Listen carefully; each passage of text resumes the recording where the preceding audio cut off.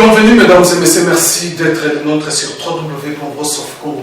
toujours ndenge tolobaka tozala na tobeta masolo etali ya mboka na biso, masolo ya politique ya mboka na biso ndenge eza kokende. L'actualité lelo na cour constitutionnelle ya RDC awa na Kinshasa, affrontement entre MLC na CENI par rapport ya candidature ya Jean-Pierre Bemba oyo lelo la cour constitutionnelle a affronté les deux partis de éviter que soit comme vous le savez bien que non, Jean-Pierre Bemba a été écarté dans l'élection par rapport à Ndenge Seigneur que non, Jean-Pierre Bemba a déjà condamné la subornation des témoins de la confrontation. Est-ce que Seni a causé na ba preuve ou que non, Jean-Pierre Bemba Azalaki, soit Aza, condamné avec notre cour,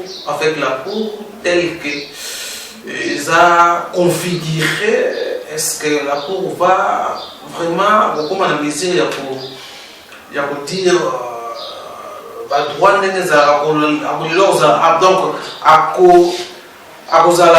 donc à respecter, à respecter document, il y a CPI où est confirmé que Jean-Pierre Bemba n'a jamais condamné dans appel. Tombé dans ma solo, tu peux analyser. Tombé aussi ma solo par rapport à Nanga Cornet, Nanga institution, où il y a il y a l'élection, où il fallait participer à la réunion du conseil de sécurité, dans la vidéoconférence, Nanga a boycotté pour participer. Pourquoi? Pour éviter Nanga a apport logistique, apport financier pour les élections. Mais pour éviter que non, la CENI a vraiment des difficultés énormes pour organiser l'élection cette année. Ils ont solo. Tokosolola na mwana mboka Paulin Mbumba obetani masolo porte-parole ya Union des Républicains, parti cher ya Norbert Lié oyo azati lelo na prison azobima toujours te, bien que makambo na déjà bataka délibéré jusque là nanu verdict est tombé de tokoyeba yango mpe avant de banda la question. Voilà quelques masolo tokosolola Paulin Mbumba. Comme je vous ai dit là, tantôt, que non, ça porte-parole, il y a Union des Républicains, analyste politique. Donc, tout le monde qui est mot de mon avocat pour les Mumba. Voilà encore les autres pour venir encore au Mario, pour tout ce que l'Italie, politique en Boga Bisso, où les politiques sont malades, l'Union est malade, donc une partie sur qui, il y a d'autres qui sont malades, d'autres qui sont malades. Donc, tout ça, un problème au Congo. Dès que nous avons problème au Congo, c'est un problème politique, sécuritaire. Tout à fait. Voilà. Mon élection qui parle mérité, vraiment. Alors, on a invité d'abord à votre première question. Et tellement Jean-Pierre Bemba, le ministre de l'émission Confrontation, le vendredi, le 31 août, on va confronter Jean-Pierre Bemba, pardon, parti à Jean-Pierre Bemba, MLC, la CENI concernant toujours Nemba écarta que non avant de revenir là toujours wana to ya wana na tout sur le monde que tout ça nan ba de kwazo là dans dossier Jean-Pierre pardon ya donc Ndeko Norbert Lié et comme il a dit pour déjà dossier ils étaient délibéré, il fallait rendre un verdict mais ça prend beaucoup de temps et pour Salamater. Alors qu'est-ce qui bloque que le verdict qui a Ndeko Norbert Lié et ça. Merci beaucoup Ndeko Ousmane Namutuna Otuninga. Nakanisi ezalaki le 14 août. Tu se retrouva qui biso ba membre ya parti ya Union des Républicains na ba avocat ya mwana mboka Norbert Lié na ba obasana ye na kati ya boloko na Makala. Tu se retrouva qui na prison centrale ya Makala devant les juges. Il y a un tribunal de grande instance, il y a un Njili. C'était prévu que le 24 août, va rendre verdict, va se prononcer concernant les dossiers Yamouana Mboka Norbert Yeye dans le ministère public. Dommage que nous avons toujours que le poids des amis dossiers politiques, gymnastique, Oyo, Tolobelaka déjà, Yamboto quand même la date le 24, et Zalaki, et Ezokomonana. To comme la date le 24, pour se présenter dans l'avocat, et le greffier a souhaité Sabiso que le juge est empêché. Juge président. Ok. Tu serais ici sur quelques jours, l'avocat va accueillir, monsieur le juge Alobi, oui. Dossier, ils ont pris à délibérer, il fallait tout délibérer, tout rendre le verdict, mais greffe n'a qu'à dire que c'est un secrétariat pour assister comme document madame propre, le total, mon colo, ni ne pour rendre prononcé. N'est-ce que le baga toujours que bas les gens à Kanabango, biso, tout ça là qui nous se fallait tout ça, tout y est que dossier moi n'importe Norbert Yeye. Et ça dit dossier politique, peut-être que c'est la caca, et donc encore l'acquittement pire et simple. Dossier politique, mais dossier sensible, ou renverser les institutions. Non, sensible. Non, voilà, ils ont qui charge pour le ministère public, Ayaki na Yango. Ayaki na charge pour le avocat, la mission va prouver que Minerval va foutre là-bas, les parents, ils ont qui offert, ils ont qui gratuité, ils ont qui.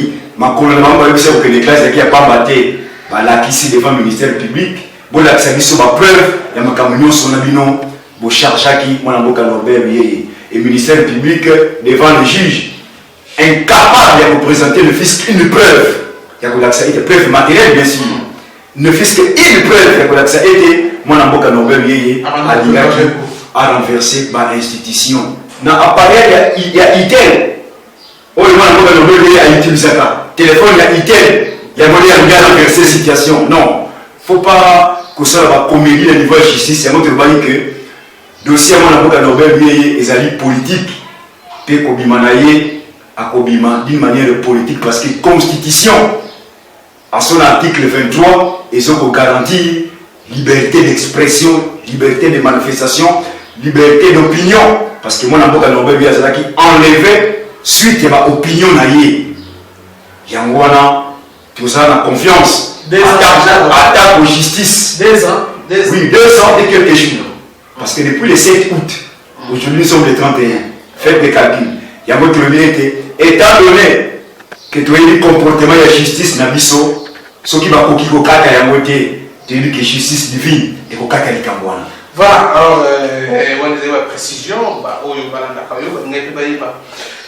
dossier Norbert et communé. Alors, prenons maintenant la question d'actualité. Les CENI qui sont confrontés contre MLC, CENI a la preuve, mais où est Jean-Pierre Bemba vraiment condamné pour la subordination des témoins. Et c'est tout qu'on a vu sur mon corps, que non, document lettre déjà, il y a chambre d'appel où il est confirmé que non, Jean-Pierre Bemba a la charge d'un nyoso.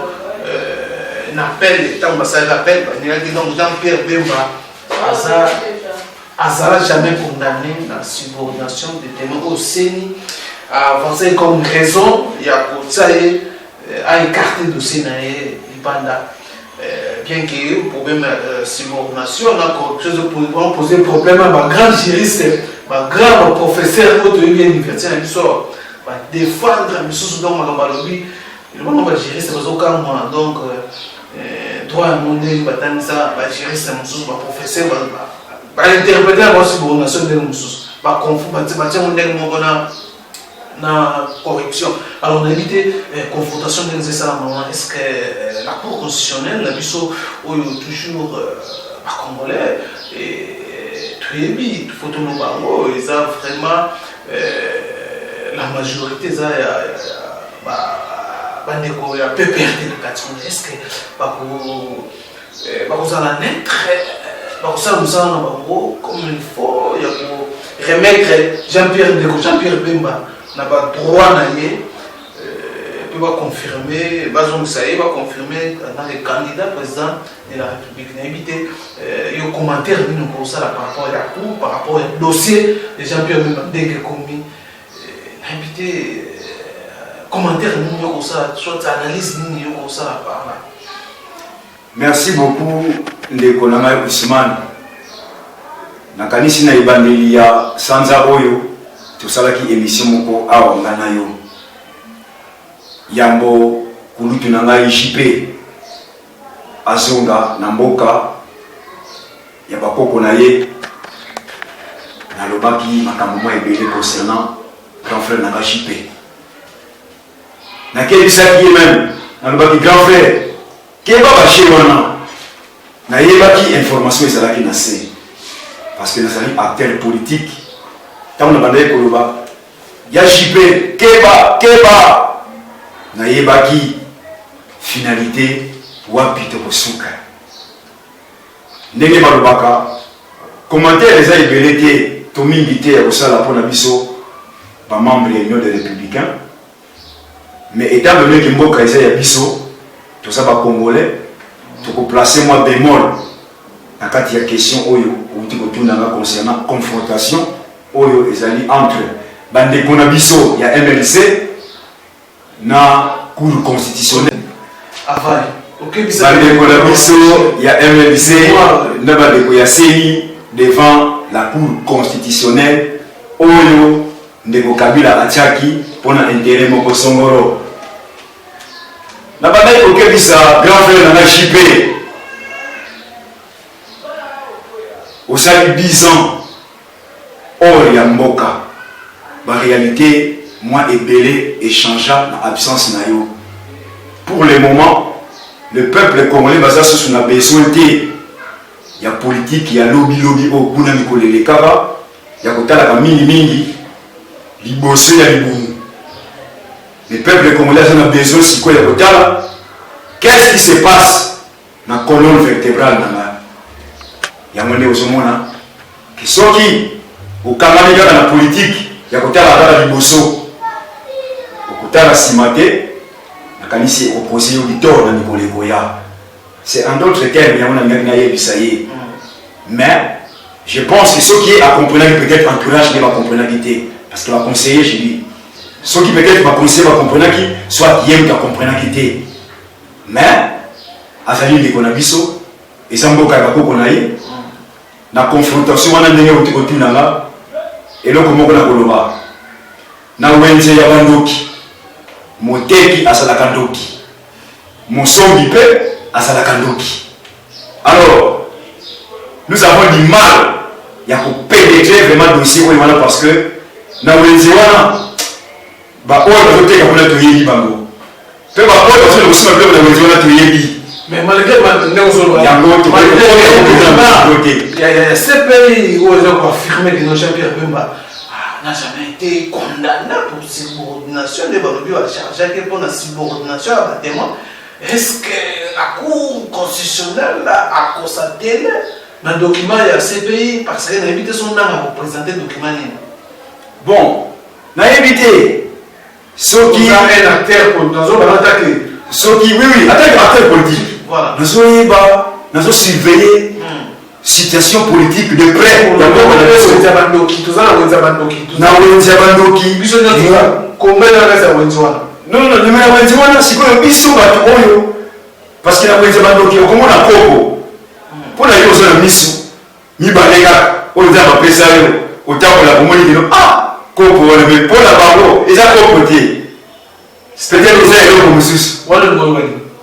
Parce que parce que nous le quitter aussi mon ah comprendre quitter quoi mais na bango na monde na bango que na wana côté ce que moi on a soit et ça chimique soit des antilopes mais yo mon coco parce que na wenza parce que na wenza mo ya wenza ba dokyo za quitter neke biso to so mona makambo ndenge misusu bango parce que mona makambo ndenge misusu ya ko te lobike en réalité de Ousmane on les a une distraction pure et simple.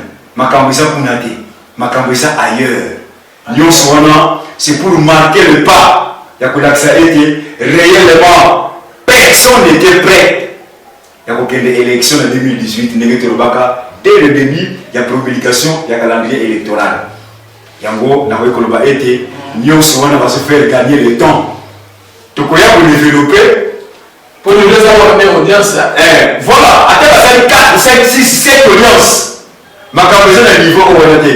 Parce que finalité à niveau niveau. Pas qu'on allait. Pas qu'on allait. Jamais même pour l'aéroport, l'audience basée dans le Mandoki. Oui, attends, on va dire que bien qu'il y ait un niveau de CPI au Solobéa. Tu n'as pas donc pas CPI quoi. Vous voyez que non j'ai bien même à Tikana jamais ni là d'abord, na problème au grand frère JP à soit qui n'a pas centrafricain, à soit qui acquittement. N'est-ce pas? Voilà. Tu peux qui maboko, tu le baki et c'est là qui libération politique. Voilà. Tu précises qui? Oui oui. Parce que nous c'est la politique. Et moi, je dis qu'il faut qu'on soit très attentif. On ne va pas qu'on ait une soirée les caca. À quitter des cochipés. Des cochipés t'envoyer. D'abord, acquittement politique, voilà. Et comment tu m'as bébé la carte. Alors, moi, quand on a allié à moi, tout le monde a qui va te moussou, va sauter qui premier. Tant que mon qui acquittement, il y a des JP. Donc, c'est pas le diplomatique. Ma prime les bâtiments il va apprécier. Ah! Dans le bac de l'émission, c'est suspect. Ah non, allez, tout le monde sera tout ça. Bah, vous voyez l'aéroport et tout ça. Bah, tout, bah, sous ma disposition. Là, ici, quand il y a là. Bis de l'objet. Ah! Et comme il flou du Cameroun, c'est qu'il y a la bouille sur roche. Ok. Dans le but de gauche, il fait quel va? Dans quel c'est qui est? Parce que connotation, il y a pour ça qu'on a une négation soit. Ils ont changé sens. Ils ont ajouté, n'a pas de mais à comprendre qui en tout cas, je ne peux pas comprendre que la nage dans la tête. Et aujourd'hui, parce que Tika, candidature de mon Jean-Pierre Bemba, et négocier, Nanga, va invalider, va le dire que, aux éligibilité, dans le selon Mibeko, il y a Mboka na biso. Ok. Ils allaient. Comme on a fait passer, ça la COP n'a pas été bango, mais tu as dit que finalité et ça kunate. Finalité et ça est que les Congolais vont zonga. Parce que qui bon moutou et que ça à un certain moment. Jusqu'à présent ils ont ça mais dans quelques jours et que ça avant que comme le 20 août et pas le 20 septembre qui bon moutou va Congolais que ça. Je dis bien avant que comme le 20 septembre qui bon monte et pour ça le 19 c'est fait, il faut de il y a un problème au Congo parce que jusqu'à présent pas besoin de comprendre tant que tu as la que non tu as la crise politique pas besoin de minimiser pas terminer va se distraire ok mais d'ici le 20 ans tu vas se rendre compte que le Congo réellement avait un problème politique. Il fallait donner d'abord la solution avant que tu ne mettes élection. Il y a un autre ça l'adage. Que na wenza bandoki, moteki na mosomi, bangono somi balé, basa bandoki. Biso le kola bandoki te, moi ito kote masolo wana et ça. Mosomi na, moteki na. Bango baïbel. Bango kabula, na mosomi na moteki. Donc to ba komole ba s'attendre rien na confrontation na procès de réforme mi gain de cause. Attaque au cours constitutionnel à supposer qu'il a dit que non, Jean-Pierre Bemba, il faut que ça soit éligible. L'élection, c'est ça la question. L'élection, il y a une distraction. Les confirmé. Tout c'est la parole de 19. Parce qu'il y a des mini c'est là. Que oui, tu franchis le cap. Mais, tu aussi la 19, on a dit que le 20, conscience va combler pour ça. Mais. Parce que c'est une assise vous savez. Place c'est une assise de la vie pour construire le achever. Dans le bac, nous colons la réunion, et tout ça là-bas. Mingi, va quoi le temps pour le grand frère la cour constitutionnelle. Il y a des cours constitutionnelles, à ça, on temps pour les Tchaki, à ça, on va tenir au Bénin. Que le la CNIO limite bango awa bloquer bango soit na ko sauver bango yo CNIO sali au pili ngai cour constitutionnel na ko punir oyo senior au sauver vice versa ko sala ba ya moi dit que ça va ça après on sanctionner aussi que les candidats à sanctionner pas à qui à sanctionner je dis bien oui dans la marche à quitter à sanctionner voilà banane moi ba comment va y venir dernier montant élection Félix Sekedi bazala na risque d'être sanctionné dans le cas ah c'est le ni prophète ah bon peut-être naïf sur terre c'est la côté dossier la Félix Sekedi na moni éligible alors non pour sanctionner dans la si Moussalati c'est là pour continuer à ça dans la conscience va congolais à partir de fin septembre il va kolanga te makambo bato kinzao numéro 8 babandaki koloba bazaki na raison élection président côté parce que tolobaka yango dès le départ tolobaka yango ntango basilisaki conspiration oyo basalaki na Saint-Sylvestre tolobaki ke lokola basali conspiration oyo wana bakotikala koorganize baélection ata mokolo moko te jusqu'à ce que mwana mboka Norbert Yeye akosala na kati ya bainstitution parce que lyrique donc voilà alors combat conclure nini bazolanda biso sikoyo na minute de procès ça na affrontement et bandilo ba retenir nini na oyo eloko ne ba sena na Jean-Pierre eloko ne ba congolais ba retenir yangoyo ba se laisser distraire te na ba mésaventure ya ndeko Corneille Nanga na bandeko na biso ba papa na biso ya cour constitutionnelle na grand frère na JP na ba acolyte na ye peuple congolais va se laisser distraire te na ba mésaventure oyo wana le vrai problème ya Congo est ça ailleurs to ko chiter na peut-être na troisième ou quatrième question na yo to ko ya ko développer ngo à long et à large voilà et loko na ko yebisa peuple congolais oyo asokola nanga libanda pe na kati ya mboka alors vraiment to kemba mona question etali ya Corneille nanga na seni ndeko ngeko complication notre est une question oyo nanga convoqué à participer à la réunion de la vidéoconférence du Conseil de sécurité pour la participation et pour l'avancement et le processus électoral dans le Bisso. Maintenant, pour boycotter le Conseil de sécurité des Nations Unies, où il y a le Bikino, Asana a empêché, a vraiment chargé moyen à participer et ça a quitté à refuser la réunion du Conseil de sécurité. Invité et la CINI, vraiment, aussi longtemps que non, même il y a des experts, mais on s'en dit, dans la CINI, jusque-là, Azan n'a pas moyen d'organiser les élections le 23 décembre de cette année. Maintenant, pour éviter, au temps où CINI, au temps Conseil de sécurité, ici dans MONUSCO, a soutenu RDC, na soutien logistique, soutien financier. Mais RDC, sa tête a boy, soutien lui, pour organiser l'élection dans un moyen de la République démocratique comme ça. Est-ce que danger ni ils ont guetté la République démocratique du Congo, surtout à ce qui concerne le processus électoral tout ça. Donc on a saisi pas boy, on a tourné des questions à la fois. On tourne même bien 4 questions à la fois, mais on peut répondre. Oui, on a saisi news. On peut répondre à vous. Vidéoconférence, Ndekonanga Azalaki déjà signifié il y a de cela 1 mois avant. Préparez-vous pour couper sa mission rapport, mission au niveau du Conseil de sécurité. Toyeba processus électoral. Où il y a besoin qui engagement que binomo ko boko financer, binomo ko boko soit responsabilité à organiser, tout binomo ko boko ça. Pesa biso to comme un niveau ligne. Va signifier qu'il y a depuis il y a de cela 1 mois. Ndekonanga lobby, ndeko koloba awa ki azalaki empêché à se présenter à quitter. C'est bien. Et là comment ko na koloba yango. Problème est ça le niveau ya ndekonanga te.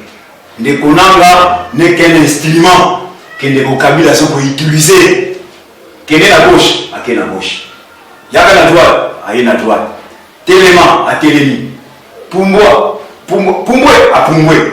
Donc Ndeko Kabila azoko manipuler ndeko nanga aza na pouvoir ata bon côté na kati ya seni oyo azoko soi-disant ko piloter kobanga nde ya ndeko Kabila na ba akoliti na ye kobanga nini kobanga dialogue parce que lelo aza lisusu na pouvoir na koconvoquer dialogue te ndenge abandaki kosala avant mandat na ye esila na mois de décembre 2016 ndeko Kabila lokola pouvoir wana aza lisusu na yango te ndeko banga ezokosala ye ndeko nanga azwi lokola ndeko nanga bouclier na ye ndeko nanga atelemi c'est là qui cache la forêt ndeko Kabila eza nsima na ye ndeko nanga ndeke de boye abendi ye alinga songa boye abendi ye nde makambo ezoleka awa donc ping pong bazokobeta nayebi ke kobanga nde ndeko Kabila parce que ayebi ke dialogue oyo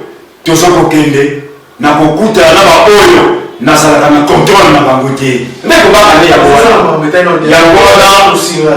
na koya ke kobanga wana yango ezokosala ete ndeko nanga akima réunion oyo ezalaki prévu na conseil de sécurité le lundi passé ezalaki fallait asala na vidéoconférence ndeko nanga asali yango te asali yango te mpona nini parce que bapropos ebimaka ntango bapubliaka calendrier électoral et que la République démocratique du Congo ye moko akofinancer baélection oyo ekosalema en violation de la constitution en 2018 tolobaki na bango ok kaka bino moko tokorespecte constitution kaka bino moko biso moko tokofinancer baélection la fois passée babengaki yango limaire benga babengaki yango limaire te na confirmaki yango lettre moko ebimaki na ministère ya finance ke bamoyen eza te mpona koorganize baélection na 2018 quelques heures après parce que bakimaki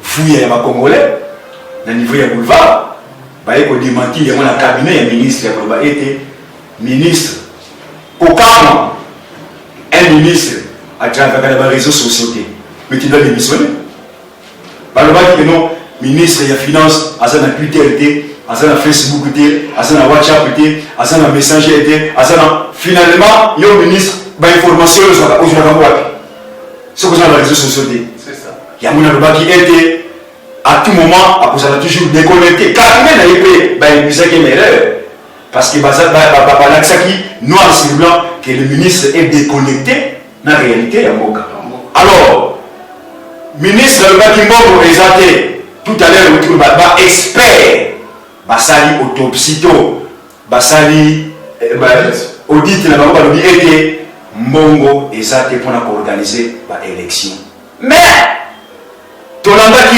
réunir na conseil de sécurité balobaki baza prêt ya kofinancer baélection na République démocratique du Congo mpe bapesaki ordre na MONUSCO suivant la résolution 2409 que esengeli ozwa en charge la logistique parce que mboka eza monene dans 4 mois selon calendrier ya seni etikali ete esengeli MONUSCO ozwa charge makambo etali la logistique et réponse etardaki te le gouvernement congolais baboyi balobi nyonso wana eza ingérence mais ebola na niveau ya est rapidement ntango bayebisi ngo non fallait tofinancer 2 minutes ezoleka te peut-être 1 minute 4 secondes bopesa wana ingérence te donc mpona kolakisa ete le pays n'est pas géré bagéraka mboka na baaventure te esengeli bacongolais to prendre conscience total la gravité ya problème toza na yango na mboka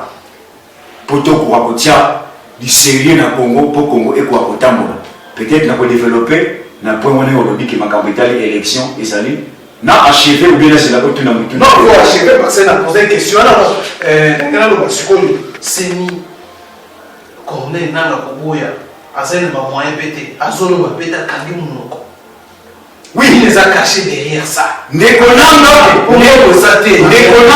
oui moyen zaté tout à fait Ndekonanga azali organe technique ce n'est pas lui qui décide c'est la politique qui décide ya koloba ete bon non la silence nanga aussi il bosso la zora mboko tataka makele silence complice la fois passée nakanisi le mois passé tournaka émission na yo awa otuna ina mutuna moko que oui gouvernement ote ko confirmer que ba pesa ki mbongo na nanga et bona baki esa ya lokuta mingi pa qualifier que nous sommes menteurs pour n'attendre quelques commentaires na émission oyo wana la majorité ba sepela qui ba prouver qui ba proposer la ministre qui mais la minorité va condamner qui mais ça a été condamné il y a pour répondre chacun honnête voilà la démocratie la point de vue parce que c'est ça la démocratie et ça la beauté la démocratie parce que maintenant c'est pas ça la pureté c'est les contre parce que contre on a ils ont continué tout travailler davantage pour ça la recherche mususu ndenge pour ça c'est l'habitude alors là c'est vraiment mingi ba critique oyo wana na le baki ete mbongo ezate nyonso les la spéculation pour ça a été le ministre de la finance a démenti il y a de réalité si qu'on est réalité va expert va dire mbongo et ça il faut maintenant faut conseil président MONUSCO apporter soutien non pour le moment MONUSCO apporter soutien il faut aval il y a gouvernement sinon qui va gouverner oui bon souveraineté oui bon on va s'apprendre dans un sens bon on va s'apprendre il faut financer mais parce que la condition faut qu'il y ait inclusivité. Oui, condition on va passer qui va mettre le gouvernement en place parce que c'est un gouvernement illégitime sans mandat. Il y a pas besoin de la communauté internationale parce qu'on a un problème. C'est un problème. Problème pour la ligne parce qu'il va se soutenir on va jouer GT dès que on va côté on va zombie côté non. Na kwa qualifier par côté que bazo ko jouer double G non na ko comment na niveau ko wana te mais loko moko ne na ko yebisa bango que bazo ko sala analyse moko sélective c'est-à-dire bazo ko tala ba oyo bazala kati ba institution bazala profond il y a problème à commoder parce que pour la promotion que le motala ko tala ngoma faut ko bima en dehors de l'institution illégitime donc découvrir la réalité mususu même la corporation la bino ba journaliste na ba chroniqueur erreur on a besoin d'un mingi dans le bioté mais une grande partie de la corporation de l'Union va fanatique dans le sens que la réalité vraiment est mocatée parce que va figé minimum dans la institution où il va la légitimité où il va sur un mandat mais il a inaperçu na ba oyo va la analyse moko approfondie mais va la institution baza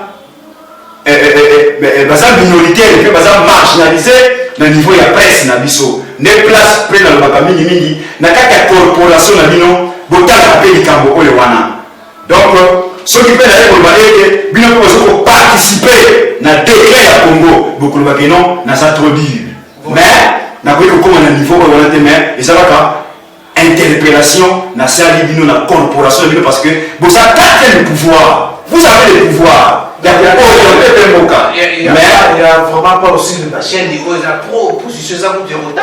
Oui, c'est ça. Il y a télévision, c'est ça. Parce que c'est la facilité. C'est ça. Et ça combat. N'est-ce pas solidaire. Pour renverser la pyramide. Et ça, il tombe 15 ans de lutte. Je dis bien 15 ans de lutte. Tout bon qui pour participer dans le régime de Kabila. Tout le baki dans le régime oyo seul Kabila est le maître. Tout le baki pour participer. Il y a un monument dans le monde qui pour ça la prison jusqu'en ce jour pour la Boya et donc on a pour été intérêt général. Alors tant qu'on va le dire Mbongo ezate MONUSCO ce qui peut bailler par la non logistique Yango et ça ingérence va revenir. C'est ça. Alors parce que il y a des accords signés entre la République démocratique du Congo et les organisations internationales. Accord ezali mais et il faut inclusivité et ça la katia maponami oyo ba congolais balingi bakende mais pour le moment décrisper aussi l'espace politique. Tout à fait. Ce qui est inclusivité ezali on sous-entend que vous avez déjà décrispé. Voilà. Le quoi va décrisper c'est que ça inclusivité parce qu'il y a des gens au niveau ya makala non ba ça on l'a écouté. Non, écoutez, il y a des gens au niveau de la prison, monsieur Yakasapa et tout ça, Naba Congo, Naba Kundu et tout ça. Bah, Tangamaki, à cause de l'opinion dans Bango. Voilà. Mais ça, bah, tout le monde, il fallait tout le monde dans Bango. pas s'exprimer librement. C'est ça. Mais le coup là, parce qu'on décrisper, et pourtant ils ont la constitution à son article 23, Ndeko Kabila a limité, tu as limité à l'ingénierie. Il y a un gros moment qui bat. Mais là, Ndeko Kabila après c'est déjà un mois pas, il s'est retiré de l'élection à Tindi. Ici, il y a Bimisi à Kanaba. Non, on a fait pour répondre que c'est la réunion en Namibie. Même c'est que le même, on a promis qu'à Bayo. Il y a Namibie Belé. Donc c'est la réunion. Améliore Pichadani. Avec quelle intention? Il y a pour la salle et non. Applaudi par la communauté internationale. Et puis, il y a et puis, na certains généraux, il y a un bon cas. Vous savez que la réunion de chef d'État, na la généraux, vous savez que ça la ligne. Avec nous, la cérémonie. Mais tous ces joueurs, là, huis clos, ça là qui. On le mine, il va y être jusqu'à présent. Huis clos, ça va venir en Namibie. C'est là que se trouvent les problèmes. Même les discours, il y a ça là qui est na l'ingaka président. Oui, entre les chefs d'État, entre autres, j'en m'en ça. Le président sud-africain. Et puis Jean Roulet, le président angolais. N'a bénéfice, oui, Claude. Et oui, le président Kagame, oui, Claude. C'est pas lui. Même le Ndeko Kabila, ce n'était même pas prévu à ce discours, là, oui, Claude, pour la bénéfice. Non, non, tu vois, il y a des élections, il y a la cantine, nous sous. Ndeko Namba, côté l'avion, n'a pas l'État.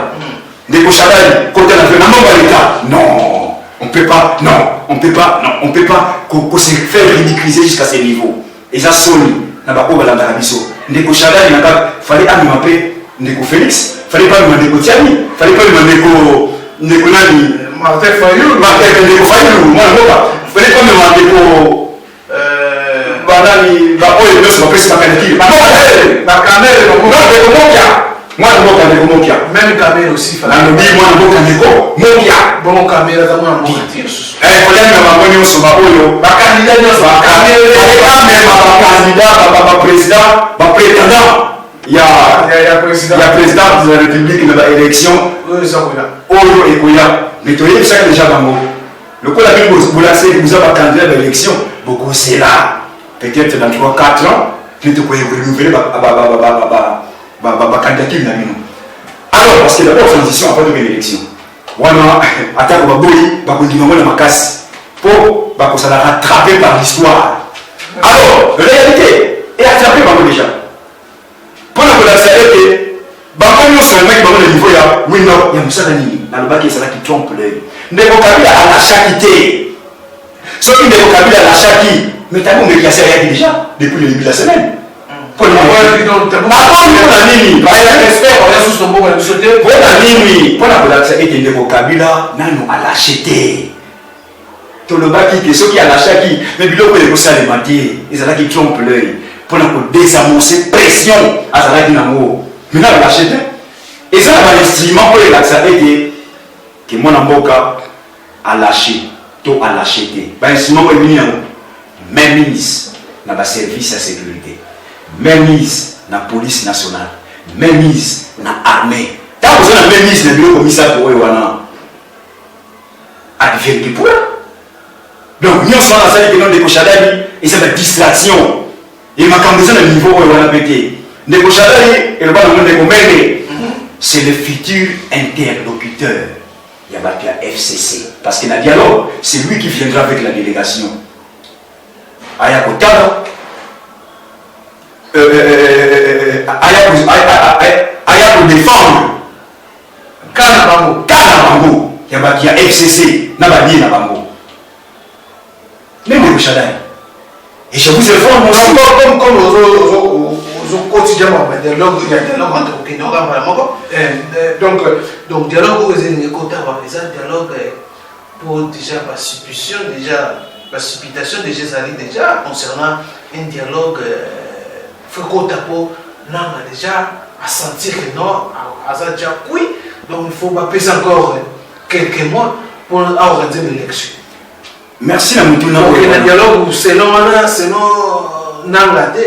Merci na mutuna. Merci na mutuna c'est des élections tant déjà 6 mois 9 mois une année tant déjà na binoko na bino to na binoko na bango ba oyo bazo ko diriger biso par défi dans une institution illégitime et sans mandat. Ceux qui vont prononcer déjà que oui, il fallait pas payer service de fils que 48 heures ou bien 24 heures. Vous voyez pourquoi il y a un discours des républicains, il y a fait du juridique. Mais comment les Cambo, les Ousmane, les Congolais, corporation de l'INOP, vous avez comment PKKT à cause du fanatisme. Ceux qui vont dire que oui, de mon âme, on soit les sources de fils que 2 jours. Fille du juridique. Il y a un monté pour le bandit. Problème est que Kabila parce que Azali Soussou na pouvoir il y a qu'on convoquer dialogue qui est mis pour ça. Mais non, on convoquer dialogue. Tu vas convoquer dialogue, bah si bah il est banaki. Pour habiter à Bumbeki. On a mis à Boye Tabumbeki. Et Tabumbeki, je vous informe, Sadek a désigné qui est. Ce n'est pas comme seulement représentant il y a Sadek na RDC et puis na Grand Lac. Envoyé spécial. Comme étant aussi Moutou Oyo à côté de ma caméra, ma solo to dialogue dans le poteau. Mais dialogue on va être au coton pour tout le monde est en position une fois sur position va bon dialogue. Merci beaucoup la Moutou Oyo Tuningai. Dialogue sans Kabila dans le but. Bah moi parce que va être comment est-ce que tu peux dialoguer na Kabila oh bah ça il est nommé na Kabila. Bah c'est pas la Kabila. Na uti ko sala message beaucoup na réseaux sociaux na tongo lelo. Ba ko tana ngo. Bango ba ko ko ba ete ki ba ko dialoguer na Kabila. Té la ba ko ko musa no te ba mais si dialogue les sans Kabila wande ko za. La biso ne to sana meka. Tona meka ya kubisa langage ko wana dialogue na Kabila té et ça biso. Bah tout ça n'a qu'à institution té. Oh yo vous êtes populaire, vous êtes minorité. C'est pas non. Bah le baka très bien. À l'époque de Jésus-Christ, il y avait des grands temples. Bah temple à miné. Mais moi, je n'ai pas de temple. Et pas de même. Avec au bout de Bethléem, ville où ils sont pauvres en Palestine. On a Israël. Donc, place de pauvreté et Zali. Place qui va être toute idée. Des places Messie. Avec au bout de exemple, on appelle ça chaque fois dans les émissions. Il y en a une qui est Ekokokisama. Pour tout le baka en 20 ans. Pourquoi? Parce que la force divine est tout ça en haut. Et autre le baka, et vous ne devez pas la bissoter. Pour ceux qui n'arrivent pas la bisso, jamais tu peux supporter 15 ans. Yo ici, chez nous. Et ça l'a raté. Mais ça l'a raté. Mais tu as pourquoi? Parce que tout ça n'a rien de tout ça n'a rien de et ça n'a atteindre tout le monde congolais dans le système. Parce que tu es un service individuel, tu es un service individuel. Tu es un système. Tu es un X, Y, Z, c'est un problème. Mais le système, il y a un monde qui est si vous avez dit dialogue, ce n'est pas négocier, ni négocier, ni convoquer pour avoir le pouvoir, parce que ça est illégitime.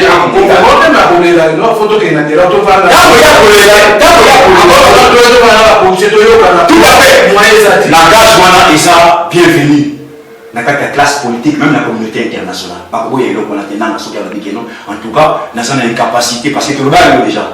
Ils ont une prophétie et coquissame. Nul n'est prophète chez soi. Dommage.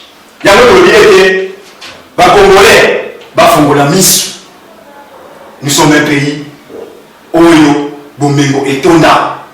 Nous avons ceux qui allaient dans ma canisse Oyoana. Pour la biso IR, aille pour les joindre le biso. Le dialogue Oyo Tolbaka, toujours chaque fois. Tolbaki, élection écoutée à la Kosa le matin, ce qui crise politique et sur solution. Alors, tant que nous avons pour le Bamengwana, ce n'est pas lui, nous avons décidé. Il n'y a pas un chef naïe à l'Anaka. Quand nous avons dit que c'est légitime. Mais, tant qu'on va pouvoir le dialogue, on est que ça ne s'est pas laissé banane. Bah, Oyo Nyons, bah, ça n'a pas de institution. C'est-à-dire, les signataires, il y a accord, il y a syndicat. Oyo Bengi, Saint-Sylvestre, accord, Oyo Wana. Bah, qu'on fait face, n'a pas défenseur ou bah, défendeur, il y a ville juridique qui est pilotée par l'Union des Républicains et ses alliés. Et ténor, il y a philosophie Wana, à ça n'a pas de prison et Makala.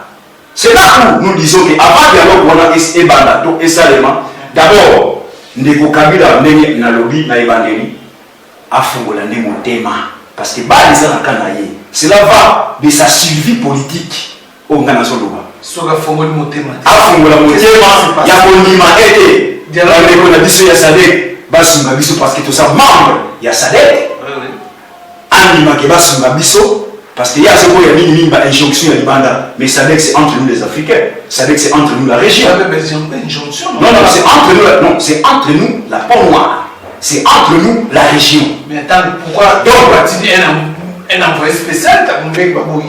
Oh, en 2001 dans San City ni t'étais Thabo Mbeki de Kabila Zaronate. C'est Thabo Mbeki qui a pesé de ce pouvoir. Nebo Ousmane, devoir de mémoire, comme disait votre confrère. Alors, Ayeba était question qui a sa place dans Thabo Mbeki avait pesé de son pouvoir. Même Dieu Moko a sauvé la Thabo Mbeki, pas pesé de Thabo Mbeki, mais c'est le Dieu. Alors, non, Dieu pour la suite dans le gouvernement sud-africain, mais va commander la façon de donc, Ayeba était que Thabo Mbeki a pesé de son poids. Et Léo, qui n'a pas eu Thabo Mbeki, et ça Thabo Mbeki c'était un Africain comme lui, c'était un Africain comme nous. Tout le but était dialogue et Kosala sous la supervision, il y a SADC. Tout la qui ça qui est déjà dans le non. Le but est que Neko Kabila pilote toutes les institutions. Opposition institutionnelle parce que le chef na bango ce n'est qu'au Congo, ce n'est qu'au Congo makambo na monaka opposition na kati ba institution qui est pilotée par Ndeko Kabila parce que le dialogue na Ndeko Kabila non c'est non na kati balobaka l'information est sacrée, le débat est libre. Yo en tant que Mutuni Mituna Ngande en tant que répondeur yo Mutuni Mituna ba réponse est là. Je m'engage, et quel est le j'engage, voilà. Donc je m'engage de ma réponse pour la ça. Comment est-ce que Batipo est dans une institution illégitime avec comme chef de file Ndeko Kabila, Bazo Babé Ndeko dialoguer Ndeko Kabila parce que il est azali illégitime, Bangolais azali légitime. Non, nous devons respecter ce peuple. Attaque non ma lobité, mais tout respecter Kabango. J'ai aimé le courage. Il y a grand frère de Bisso Oyo, moi Nani, Moussitou, quand bien même qu'il y ait à conspirer le régime, mais avec les gens de Bisso Oyo, et c'est que le dialogue est accord cadre. Na dernière tribune, na Tangaki. Na kake institution qui va prendre le courage pour que l'élection que ça en 2018 était et c'est que na dialogue. Na n'y a pas ce courage parce qu'il va se battre la population.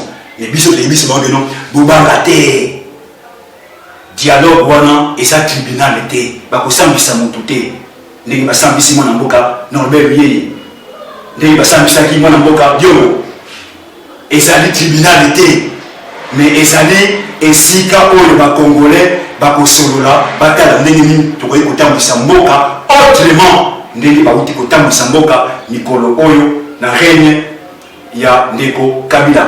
Ndeko Kabila, oyo bazali ko piloter ensemble les institutions illégitimes, yemutu akoya na dialogue oyo na ako faire face na ba oyo baso ko défendre thèse ya vie juridique oyo zali piloter na mona mboka Norbert Yeye Bizunga, votre humble serviteur, enlevé depuis le 7 août 2016.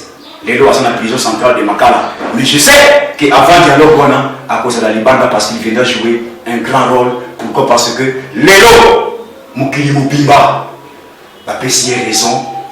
Il y a constance naïe dans la politique, dans le sens que à l'Obaki, avant l'élection, il y a Madame Issalem, où il y a inclusif, crédible, transparente, libre, démocratique. Et c'est mieux de résoudre la crise politico-sécuritaire. Et aujourd'hui, Dieu merci, que nous avons tout ça des émissions de développer, élément éliminé au niveau de la langue, qu'il fallait pas battre ça Nicolo. Mais Nicolo, ils ont eu le langage, parce qu'il y a un certain 5 mars, il avait dit ça. Nous sommes que l'élection est au Salema, avec attaque au quelques jours de plus. Donc, anti-Salem, l'accord aussi. Oui, accord, on a pris à Saint-Sylvestre, on a dit pourquoi? Parce que les amis, et là, comment on était tombé calique le même jour, Massina Kiambo. N'a pas eu le possible de la communauté internationale. C'est là où. Mais régime en place, non, mais on va appliquer accord. Mais c'est un accord, on est vraiment. Régime en place, ça veut dire que nous allons appliquer l'accord. Oui, on ne peut pas appliquer l'accord et la constitution au même moment. Ce n'est pas respectable. C'est irresponsable. Vous avez appliquer constitution et puis non, accord privé, il y a 30 personnes. Non. Il ne faut pas qu'on minimise.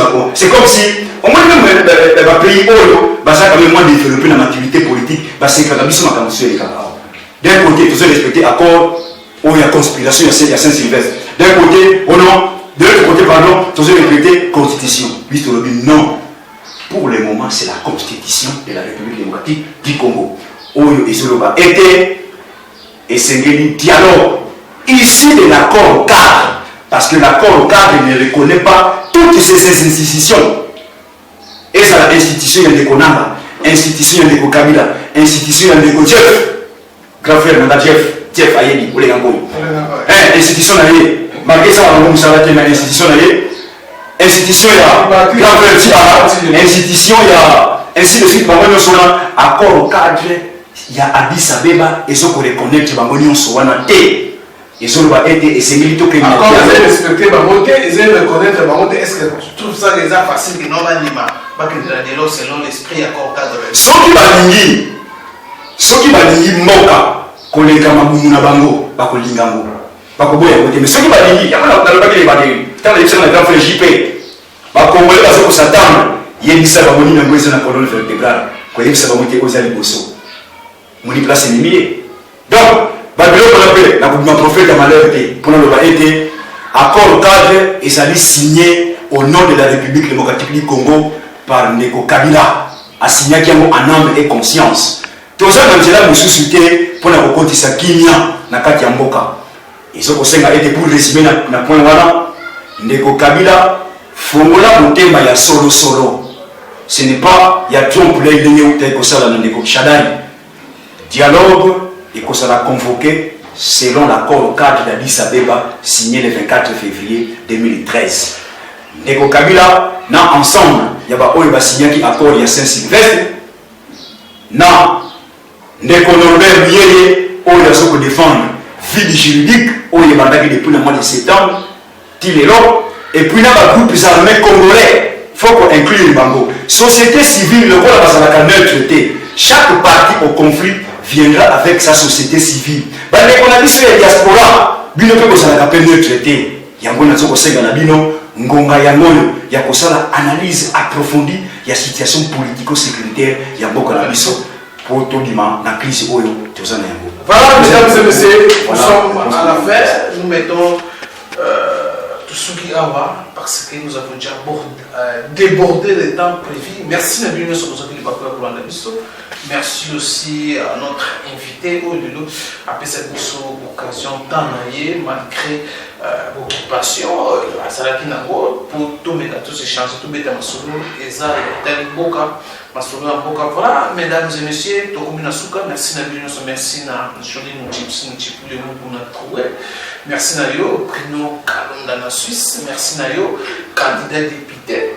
Talaka masolo to beti à élection to solo et na yo élection nous allons toujours en gestation toujours battre élection de ça pour et que ça mais les signaux ils ont démontré que non c'est difficile pour élection ça on a déjà selon déjà source tous en déjà que non nanga aligné à senga prolongation il y a l'élection en tout cas pour revenir prochainement dans les numéros sous invité Moussou, quand moi je vous dis merci na pisika soir là où azaki na caméra.